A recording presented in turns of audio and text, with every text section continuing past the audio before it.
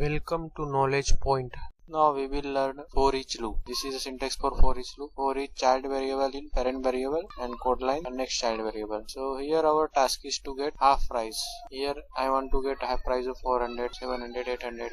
I have already written code for this. Here this range RNG declared as range and C range declared as range. This range is equivalent to A to A6. Okay, and this become parent range. Okay, and C range means child variable range. So since from this and this and this and this range is made, so you can say that individual cells are child variables. Okay, and this entire range is parent variable. Now for each C range in range means child variable in parent variable, run this code, and after running this code go to next range. Okay, then run this code again. It will this loop will go on performing execution of this code till last child variable. Okay, when it will reach here, after executing this code it will exit. Okay, so this is how this for each loop works. Now let's understand this by using a step-in approach. Press F8 and F8 for each range in range. Then as you can see that C range means this first run C range will represent this one A2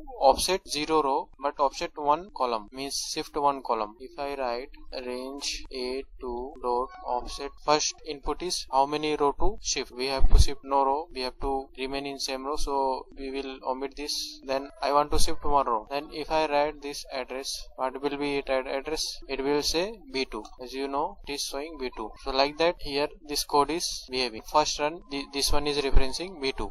This much is referencing B2. So B2 value will become C range. C range means A2 dot value. Here 500 divided by 2. As you can see, it become 250. Then next range means this 300 or this A3 offset A3 by 1 column means this will become B3. Value will equal to C range means 300 value divided by 2. All the child of parent is covered. Then it will exit loop. Okay. So this is how for each loop works. Thanks for watching. If you liked this video, then you can subscribe, like, comment or share this video.